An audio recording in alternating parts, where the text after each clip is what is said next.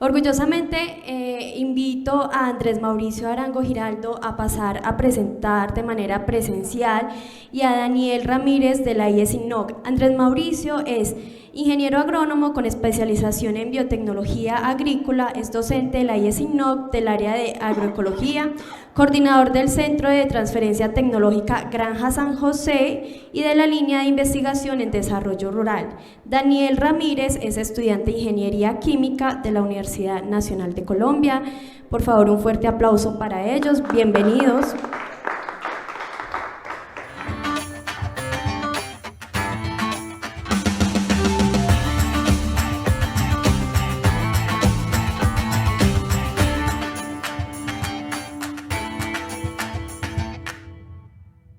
Bueno, buenas tardes. Pues es para mí un honor siempre como docente de la institución venir a representarla en estos espacios. Felicitaciones a todo el equipo de investigación pues por dotarnos de estos espacios para dar a conocer. El día de hoy traemos, digamos, lo que para nosotros es la conclusión de más o menos un proceso de 2 años desde que empezamos en el municipio de Pensilvania preguntándonos pues qué conocimientos tenían los campesinos que de alguna manera llevan alguno de los principios agroecológicos de la agricultura sobre el conocimiento de las plantas y el uso que estas podían tener. Descubriendo con tristeza que la mayoría, digamos, de campesinos y de productores, pues tienen en su memoria, digamos, porque ha pasado de generación en generación, alguna referencia de las plantas, pero que esas plantas, digamos, que no las cultivan y no todos los que conocen y cultivan las plantas, pues las usan, digamos, en esos conocimientos tradicionales que tenían de ellas. Entonces, descubrimos que hay, digamos, de alguna manera está rota esa cadena de transferencia del conocimiento, de cómo el conocimiento se hereda y cómo se usa. Eso nos cuestionó mucho y nos hizo pensar que debíamos empezar a rescatar ese tipo de conocimientos, y la conclusión del trabajo de hoy, digamos que después de casi, como les digo, de 2 años de trabajo, con la integración al equipo de la IES INNOC de un estudiante y próximo ingeniero químico como es el profe Daniel Ramírez, pues nos ayudó también para contestarnos la pregunta de qué podemos hacer con ese conocimiento.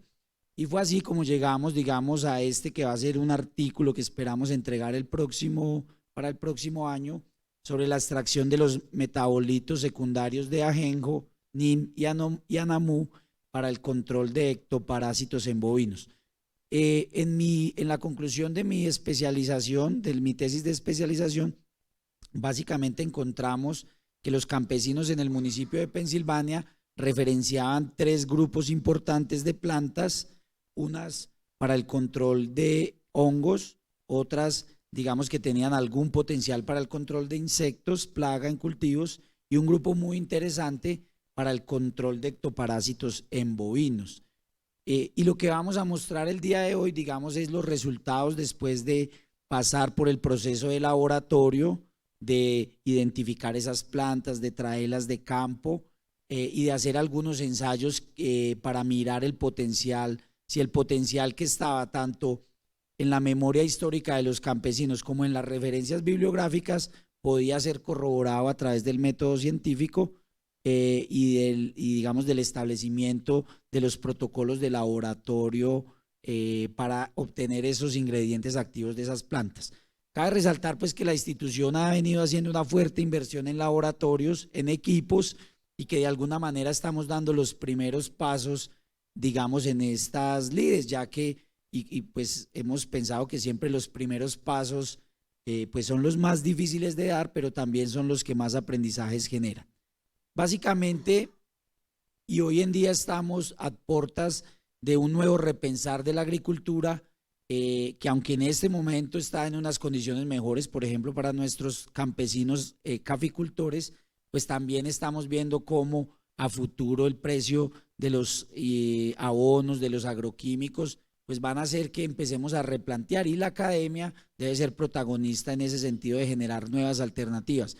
¿Y cómo cogemos ese conocimiento tradicional de los campesinos y lo volvemos, digamos, de alguna forma, lo traducimos, lo volvemos una innovación y se los podemos devolver de una forma que ellos entiendan cuáles son, digamos, todas esas repercusiones y toda esa importancia de guardar ese conocimiento de las plantas.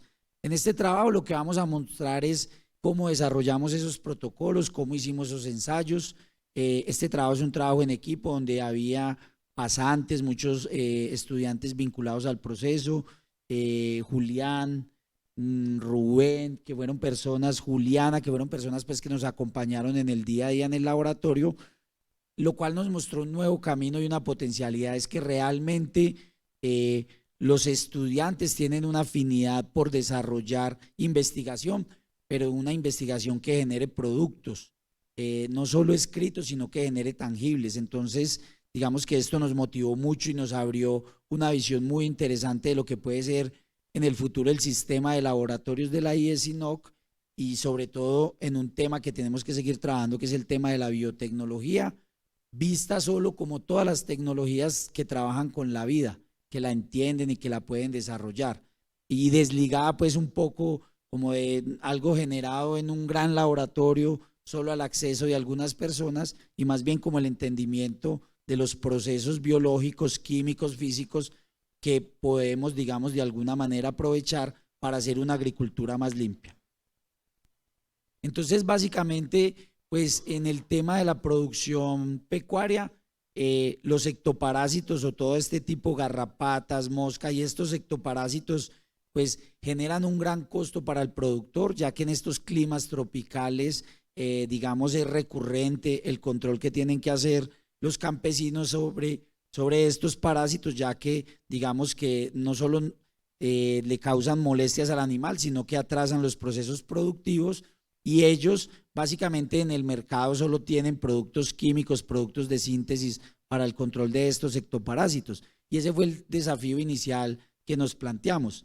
Miremos si con estas tres plantas, ajenjo, nim y anamú y sus extractos, podemos formular un producto que pueda ser más eficiente, más barato y obviamente seguir la línea ecológica que es la filosofía que venimos, digamos, siguiendo en la producción en la IES-INOC, pues puede ser más interesante este producto o tiene más potencial. Entonces, básicamente se han usado históricamente muchos extractos de plantas para mucho tipo de enfermedades, para muchas, digamos que para tratar diferentes males a lo largo de la historia, y lo que nosotros queríamos era, digamos, actualizarlo y traerlo al tema ganadero, que es un tema muy interesante y muy importante en el municipio, porque a medida en que baja el área cafetera, pues se va incrementando el área ganadera, no solo en el municipio, sino en el oriente de Caldas. En zonas que no son totalmente aptas para la ganadería, pues nosotros hacemos ganadería. Básicamente estas son las tres plantas, digamos, que identificamos con ese potencial. Hay una salvedad y es que el NIM es una planta que no es del ecosistema cafetero, es de un clima cálido, seco. Por ejemplo, se da muy bien en Armero, en esas zonas. Y entonces también ahora el profe Daniel le va a contar qué alternativas hemos encontrado al NIM, porque el ajenjo y el anamú, pues sí son plantas, digamos, que son casi unas arbences o unas plantas que se consiguen fácilmente, pero el NIM es una planta que tiene, digamos, es un arbusto, es un árbol, perdón, entonces es una planta que digamos que nos hemos replanteado porque los reportes son muy buenos sobre el potencial que tiene para controlar parásitos, pero también es una planta difícil de conseguir en nuestro entorno cafetero. De pronto en otros entornos es más fácil de conseguirla, profe Daniel.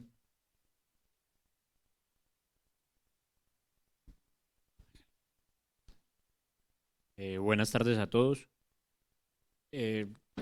Entonces, de esta manera y como lo estaba explicando el profesor Andrés Mauricio, quisimos extraer esos metabolitos secundarios de las plantas para concentrar esas sustancias bioactivas que tienen ellas y poder generar un impacto en la disminución de ectoparásitos en los bovinos.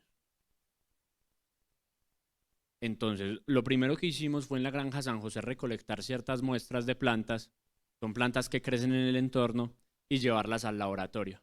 Inicialmente tenemos que retirar la humedad de esas plantas para poder tener un rendimiento en la extracción mucho más alto.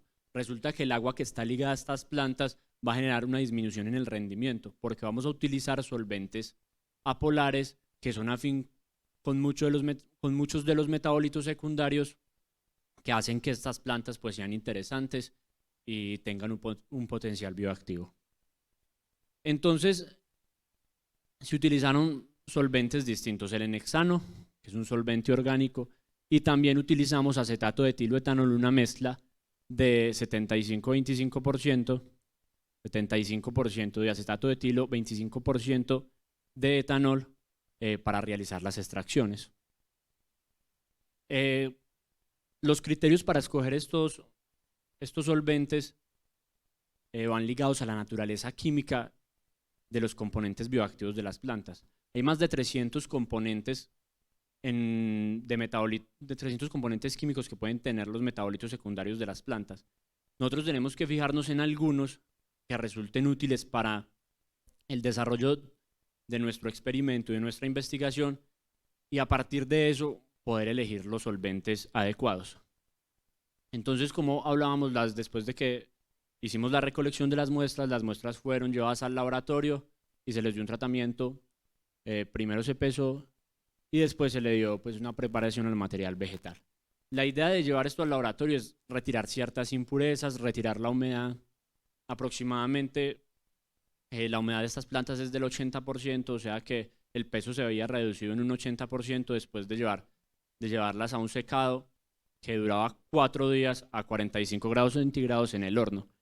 En una de las imágenes, la imagen de la derecha, podemos ver el horno con las plantas y la preparación del material vegetal en el lado de la izquierda. El método que utilizamos de extracción fue la extracción Soxhlet. ¿Por qué? Hay muchos métodos de extracción que digamos que tienen una tecnología mucho más avanzada, rendimientos mucho más altos, pero en la medida de lo posible, lo que teníamos en el laboratorio era la extracción Soxhlet. La extracción Soxhlet utiliza un solvente que se calienta y pasa por no sé si esto tenga láser de pronto. Listo. Se calienta en la parte de abajo, como pueden ver en la imagen. Ese solvente llega a su punto de ebullición y asciende por la parte lateral del equipo hasta que llega a la zona de refrigeración. En la zona de refrigeración, lo que hace la zona de refrigeración es encontrar el punto donde vuelva a estar en estado líquido el solvente y digamos que caiga de una manera caliente sobre nuestra muestra vegetal. ¿Listo? Entonces, hay otros tipos de extracciones, pero pues no teníamos la posibilidad de utilizarlas en el laboratorio. Entonces se realizó una extracción Soxhlet. Después de que tenemos la extracción Soxhlet y que el solvente arrastra todos los metabolitos secundarios de nuestro interés a la muestra y al balón redondo, pues lo que tenemos que hacer es separarlos. ¿Cómo los vamos a separar? Aprovechando la diferencia de puntos de ebullición que existen entre los metabolitos secundarios y el solvente utilizado. Entonces, ese solvente utilizado tiene puntos de ebullición mucho más bajos que los metabolitos secundarios.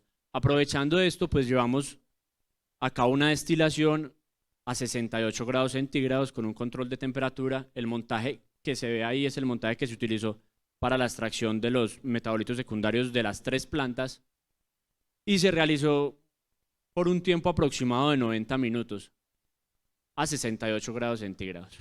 Con esto y después de la destilación podemos obtener los aceites esenciales. ¿Cómo se ve un aceite esencial? De la manera que podemos ver en las imágenes. Dependiendo de la naturaleza de la planta, podemos tener un aceite esencial más líquido, como en la parte derecha, o un aceite esencial mucho más espeso, como en la parte izquierda. Después de eso, y de obtener los resultados, pues tenemos que averiguar los rendimientos que tenemos.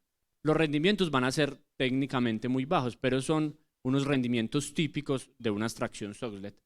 Para la Genjo obtuvimos un rendimiento del 3.6%. Ese rendimiento se saca con una operación muy sencilla, que es la masa de extracto, o sea, la masa que obtenemos al final de la operación, sobre la masa total utilizada multiplicada por 100. Ese es el rendimiento que tenemos y tuvimos un 3.6% de rendimiento para la Genjo.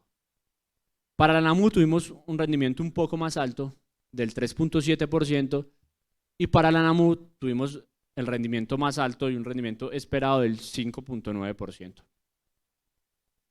Ahora, es importante pues tener en cuenta que la extracción Solid sí es una extracción que digamos que resulta efectiva para extraer esos metabolitos secundarios y para obtener los aceites esenciales. Es una técnica que, aunque muy antigua, es efectiva para este tipo de procesos. Es evidente que se requieren equipos con mucha más tecnología para poder asegurar, digamos, una extracción efectiva y que no se pierdan ciertos componentes. Cuando yo realizo una destilación, la temperatura puede aumentar y esa temperatura puede desintegrar algunos componentes orgánicos de gran utilidad para la fase experimental. Entonces se utilizan algunos equipos que manejan esta temperatura de mejor manera y que aumentan los rendimientos de la extracción. El rotovaporador es un equipo que puede aumentar la efectividad. Y ya pues en el trabajo de campo, que apenas estamos comenzando con esto y hemos experimentado en algunos animales, se ha evidenciado que sí hay una disminución en la carga de ectoparásitos de algunos individuos bovinos, y con un poco más de investigación y con un poco más de extracto podemos formular productos agroquímicos efectivos para el campo. Muchísimas gracias.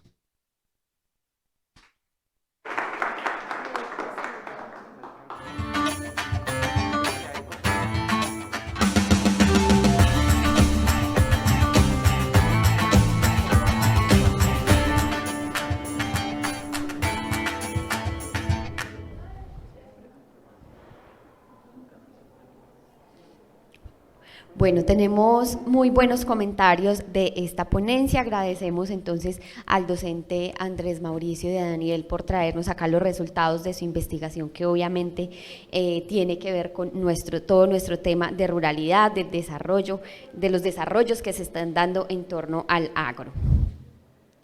Vamos a leerle entonces algunos de los comentarios. Alfonso Carantón dice: interesante esta práctica debido a que favorece la mitigación de los impactos ambientales y en los animales, además de fortalecer la sostenibilidad. Los invito a ustedes a que lean pues todos los comentarios, los buenos comentarios que tenemos acerca de su ponencia. Si de pronto tenemos alguna pregunta presencial, es el momento.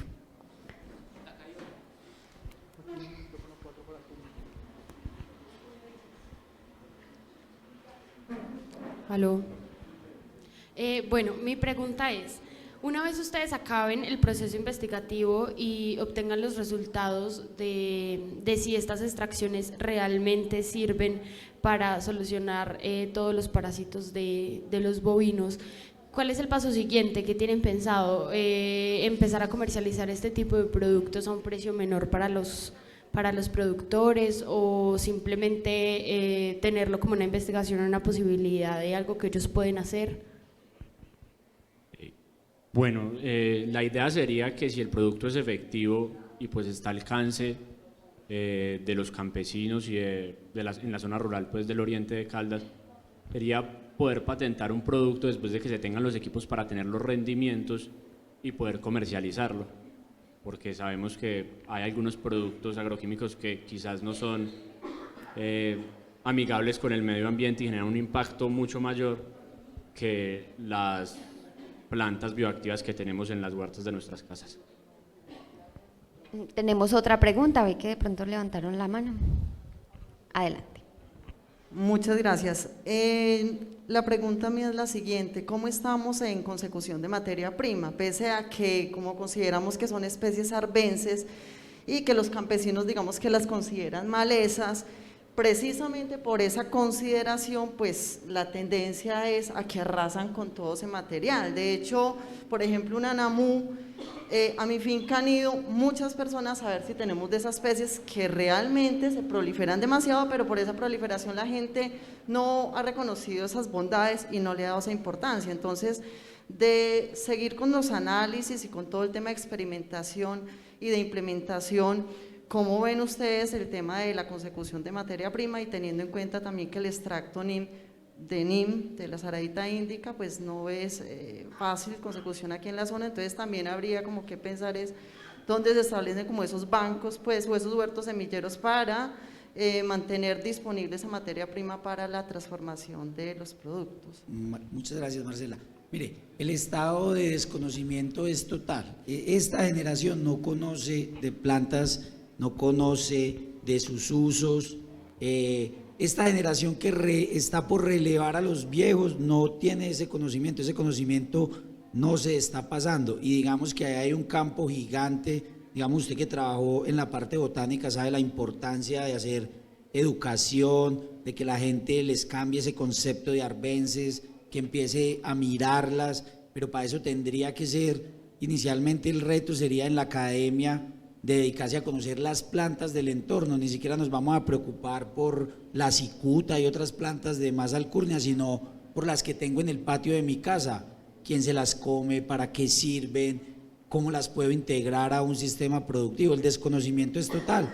Y entonces, obviamente, la consecución de material pues también se dificulta, porque primero no solo es el desconocimiento, sino que pues no solo desconocemos la planta para identificarla, sino que también conocemos poco de su biología reproductiva, tenemos muy poquito conocimiento, digamos, in situ en la zona sobre eso. Y ahí hay un gran desafío y un gran, digamos, que tema no solo de investigación, sino de mirar cómo los campesinos, si recuperan conocimiento, vuelven e identifican las plantas en su entorno, las tienen en la casa. A mí me sorprendía mucho, por ejemplo, el tema de una plantica que es muy usada para la fiebre de los niños, que es el clémor. El clémor es oro, la gente se lo roba, pelean por clémor y no lo siembran. La gente no tiene la idea si se siembra un piecito, si se siembra la semilla. Entonces la verdad es que hay un desafío interesante de empezar a aprender y darle otro estatus a esas plantas. Quizás el tema es de ponerlas en otro nivel, dada su importancia. Eso, digamos, haría que la gente las conozca y las aprecie de una manera diferente. Muchas gracias. Bueno, muchas gracias a nuestros docentes investigadores.